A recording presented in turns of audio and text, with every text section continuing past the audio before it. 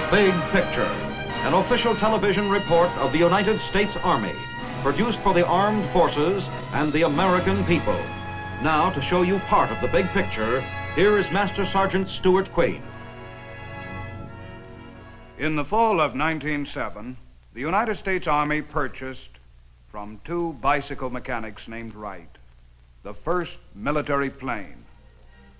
Guaranteed to remain aloft for 1 hour, it carried 2 persons, had an airspeed of 40 miles an hour, and was light enough to be transported in an Army wagon.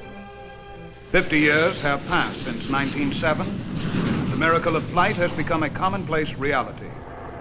There seems no limit to aviation progress. This is the Army's tribute to the pilots, the mechanics, the engineers, and the countless others who have given wings to man's dreams. This is the age of flight, the air age. Today, air power is a dominant factor in the American defense program. Far out from all 4 corners of the United States, Navy and Air Force radar planes are spreading an aerial umbrella across the sky.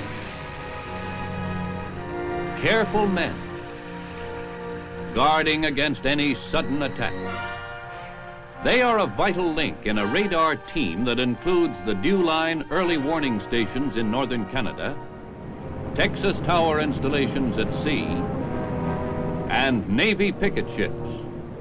America has a shield of radar which will search out unknown aircraft long before they reach U.S. borders.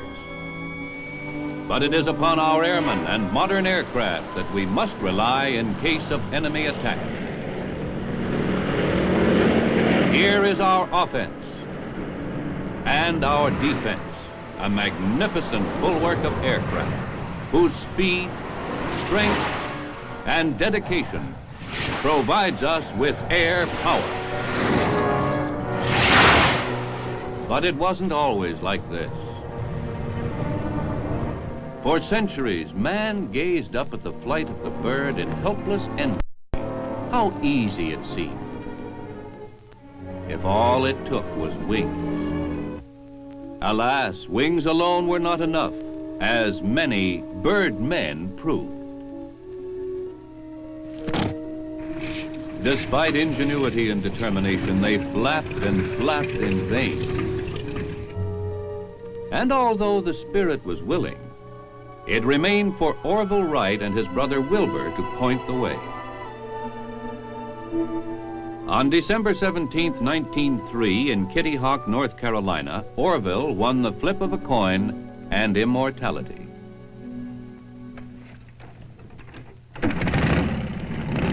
With 2 bounces, he was in the air, where he hovered for 12 seconds at 31 miles an hour, covering 120 feet. But there were other early flying machines, some that taxied and some that hopped, some that didn't do much of anything, and some that, hey, watch out there! In 1907, the Army recognized the potential of aviation, and in 1909, it purchased the first military plane. The U.S. Army Air Service was founded under the supervision of the Chief Signal Officer. Early Army pilots were assigned the task of testing and improving the piano wire and canvas airships. They flew test after test. Not all of the flights were successful. The first man to die in a plane crash was an Army lieutenant. Now, planes were getting bigger. By 1910, an unknown enthusiast named Glenn Curtis was building and flying amphibians. By 1914, the fledgling Army Air Service had expanded to several dozen planes. At first, planes were used only for aerial reconnaissance. But in time, bombs and then machine guns were added. Pilots who had once waved at each other as they passed now shot to kill. These were the days of the Lafayette Escadrille and Baron von Richthofen's Flying Circus, of Billy Bishop and Eddie Rickenbacker, Americans learned new words, the Spad, the Fokker, the Jenny. With the end of the war, numerous new experimental planes appeared. And a new kind of scientist emerged, the aeronautical engineer. There was even a new kind of aircraft. It was called a helicopter.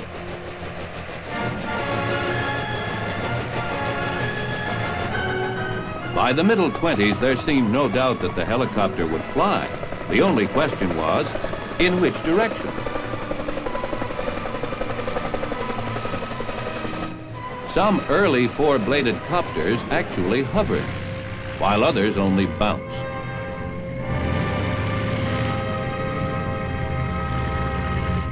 Before long, however, there was evidence enough that the helicopter was here to stay. Now man was finding first one method and then another of flying where for thousands of years he had been able to do little more than watch the birds and dream. These were the days of the stunt pilots. The barnstormers. When the thrill of seeing a parachute open was new. Records were being broken. Alcock and Brown became the first to conquer the Atlantic.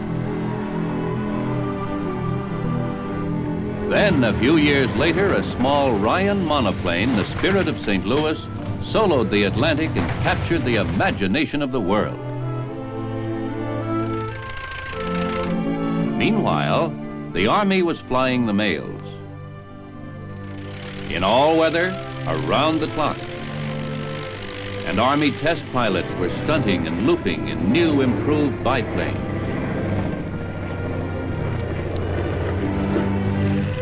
The autogyro was having its day and opening the way for today's American helicopter.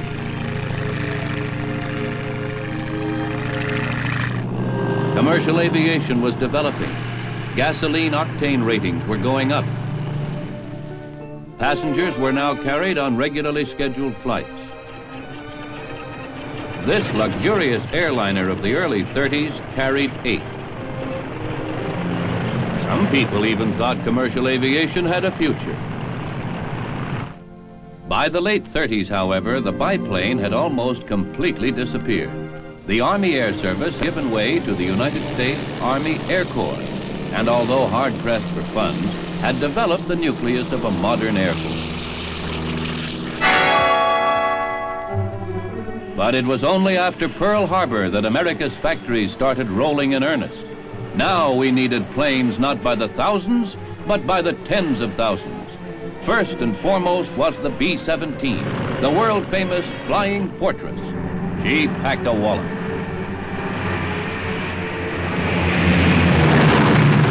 From all over America came the pilots, and soon the planes were ready. By 1942, vapor trails were over France. The air war was underway. These were the men who flew with death, the pilots, the navigators, the gunners. 48,000 pounds of steel, 10 men. Swiftly they streaked toward their targets. Mission: to destroy the enemy's ability to make war.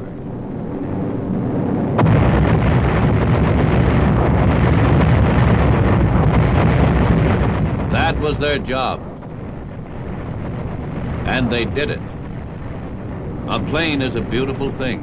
10 men's lives are beautiful. A bomber going down is not.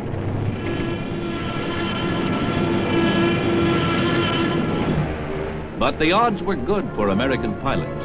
The planes they flew were fast, rugged, superb in combat. American pilots gave a grand account of themselves in Europe.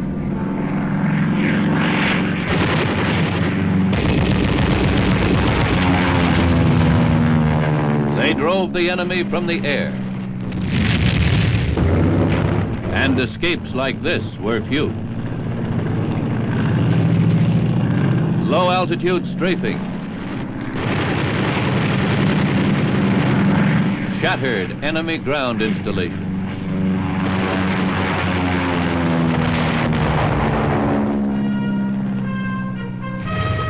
Remember the Memphis Belle? The celebrated lady from Tennessee survived many a perilous assignment, returning home scarred, but happy and proud to be back.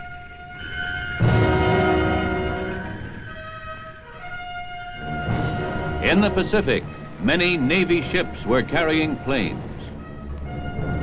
Courageous Navy pilots mastered early catapult launching devices, and aboard aircraft carriers they overcame an additional hazard, a rolling landing field.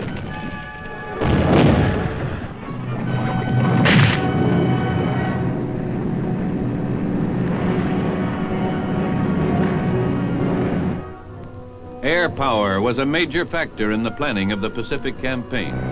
These tough fighters outfought the best the Japanese had to offer.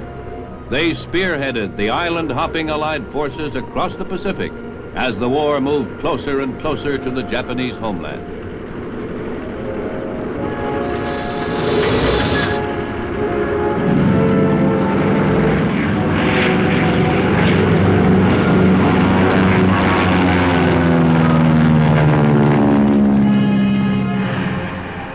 It was only a matter of time.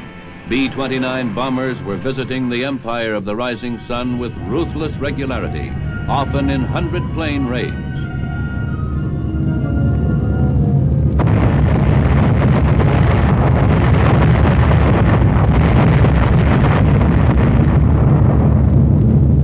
But it took only one B-29, the Enola Gay, to close that chapter in human history.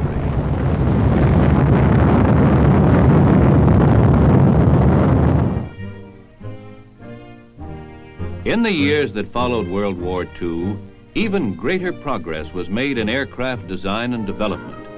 Army aviation, separated in 1942 from the Army Air Force Corps, was experimenting with helicopters. The rotary wing aircraft, with its hummingbird qualities, offered amazing possibilities. It provided the extra speed and mobility needed by an army no longer content to move only along the ground. Aerial cargo carriers, capable of supplying frontline infantry troops with heavy equipment quickly and when needed. Coming in a variety of sizes and shapes, these are H-21 flying bananas, the helicopter added a new dimension to aviation progress.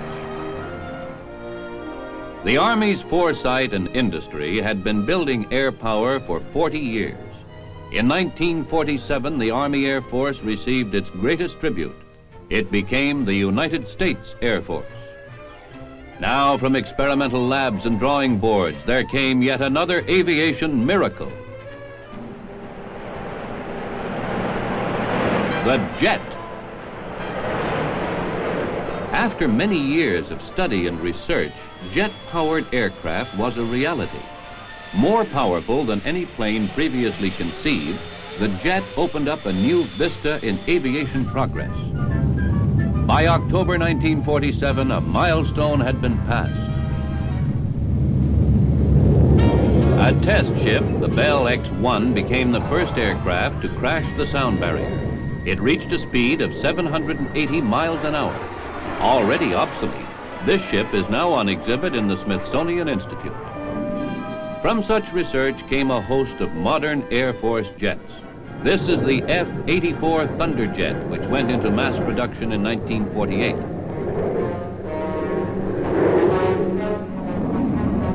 One of the earliest jet fighters, it was also one of the best.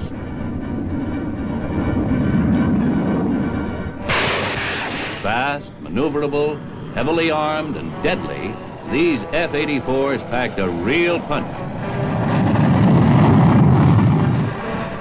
Jet bombers came right along with the fighters. First accepted was the B-45 Tornado, powered by 4 engines with a top speed of over 500 miles an hour. Next came the sensational B-47 Stratojet, driven at over 600 miles an hour with a range of 3,000 miles. America was building an arsenal of jet bombers.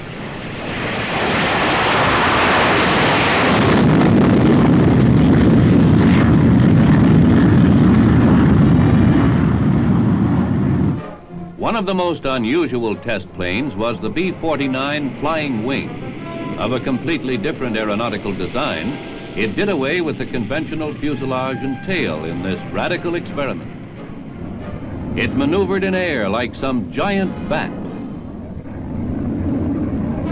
Side by side with Air Force developments went experimentation by civilian birdmen, eager to try out the new jet power.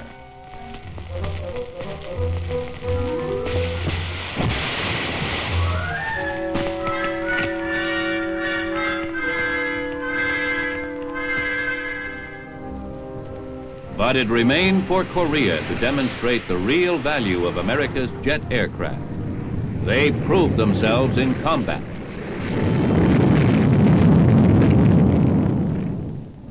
Squadrons of recon bombers were able to fly almost unmolested over enemy territory. Cruising at over 600 miles an hour, armed with bombs, machine guns, and rockets, they outflew, outfired, and outfought the best Soviet fighters that the North Koreans could put in the air.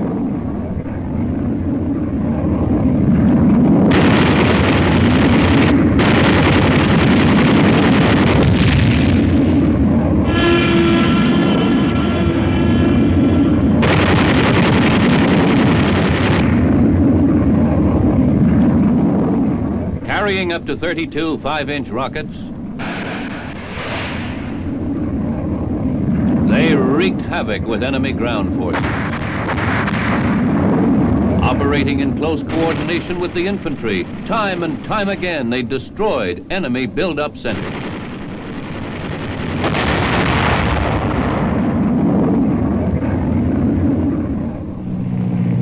In this operation, the Air Force was not alone.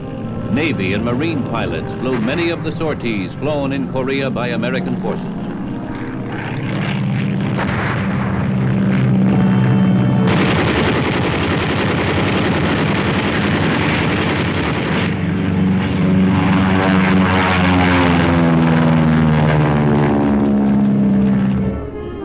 Close support for infantry troops was a specialty of Marine airmen.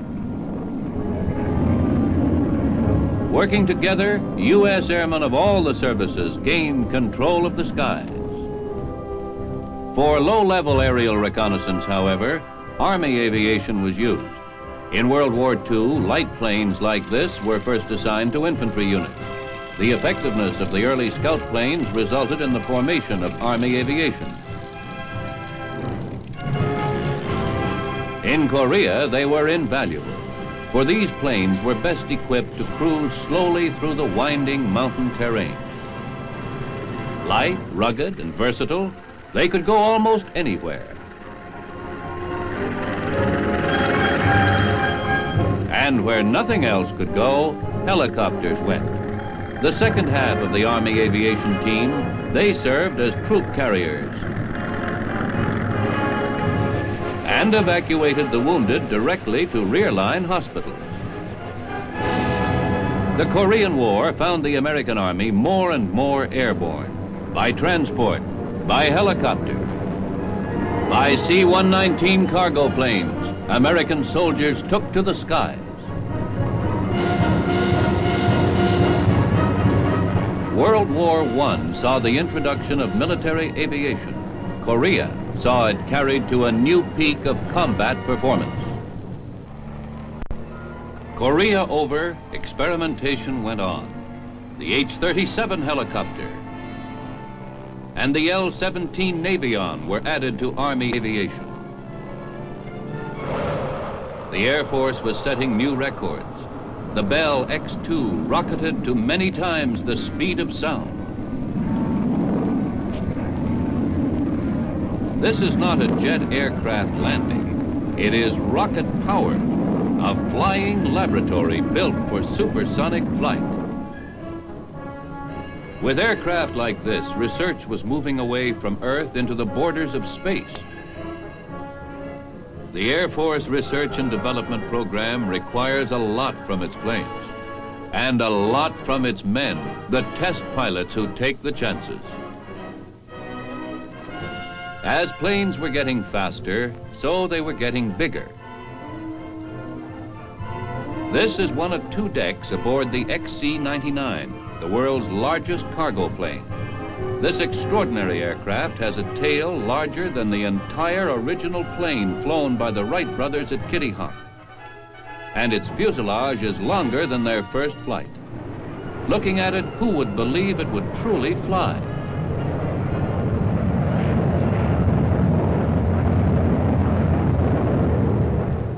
But it does.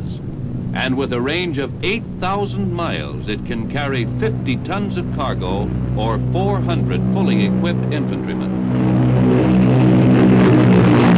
Despite its size, however, it requires only a 5-man crew. The 6 engines push it forward at over 300 miles an hour. In recent years, the Air Force has brought out even newer jet aircraft. The swept-wing F-100 Super Sabre, unveiled in 1953, was the first of the supersonic fighters. Fighters capable of operating regularly above the speed of sound. Newest of these supersonic jets is the F-104 Starfighter. Known as the missile with the man in it, it made its debut in 1954. This fantastic fighter flies more than 1,000 miles per hour.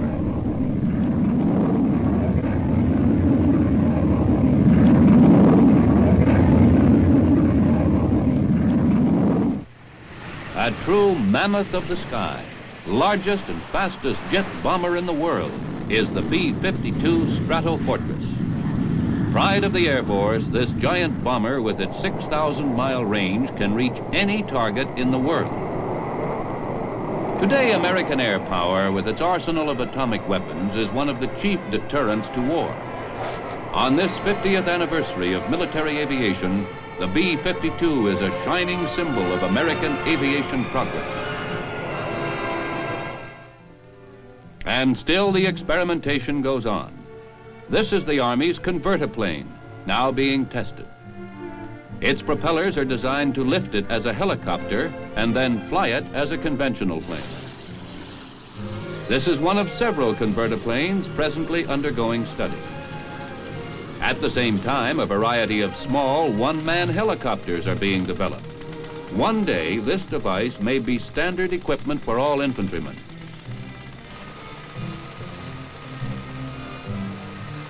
It has passed all tests to date with flying colors. Here's another version of the same idea. The Army, the Navy, the Air Force, all 3 services are experimenting in this area.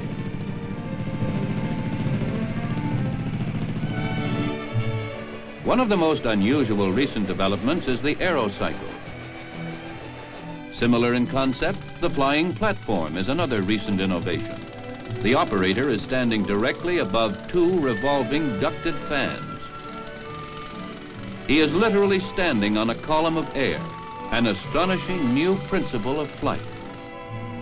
One unique flying machine is the Navy's Aerodyne. It sucks in air, speeds it up, and then blasts it out the bottom.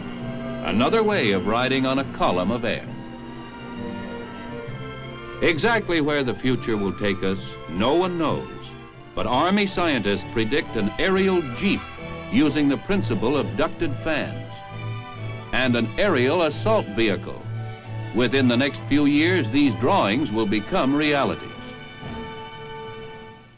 But in the years since World War II, perhaps the single most important research program has been in the field of rockets and missiles.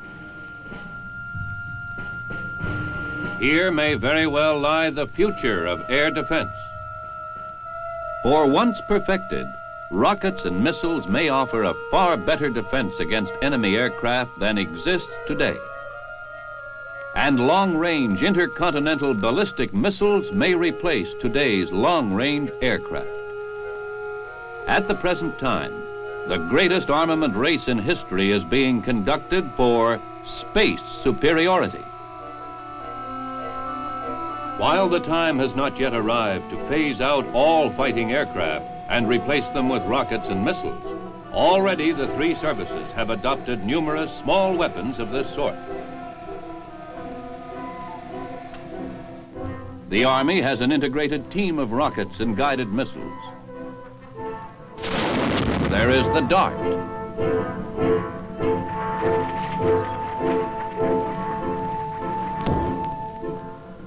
Nike Hercules. Honest John. Corporal.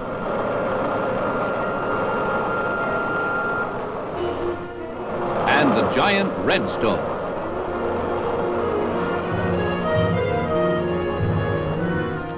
The potential of the missile seems unlimited. Already we have submarines and cruisers equipped for missile launching.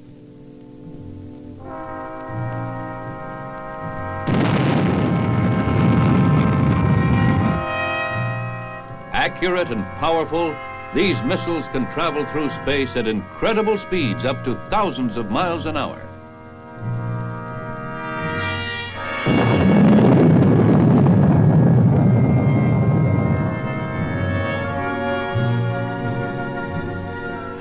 One day, missiles in many sizes and shapes may replace conventional air defenses.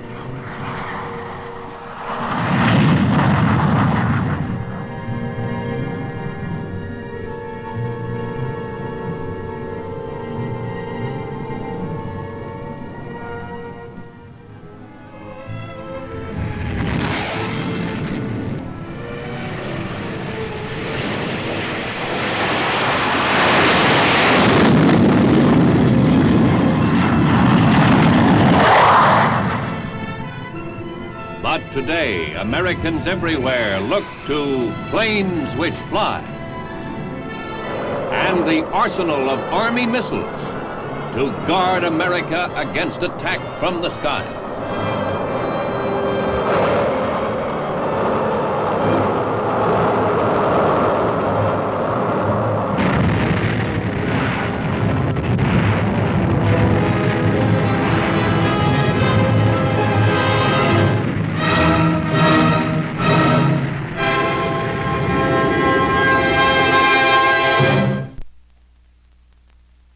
In a short half-century, America has built its air power second to none in the Naval Air Arm, the Marine Corps, the Air Force, and the Army.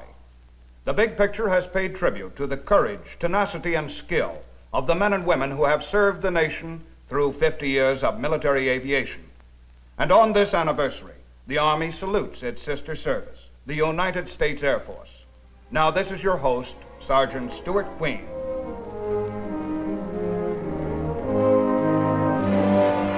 The Big Picture is an official television report for the armed forces and the American people. Produced by the Army Pictorial Center. Presented by the United States Army in cooperation with this station.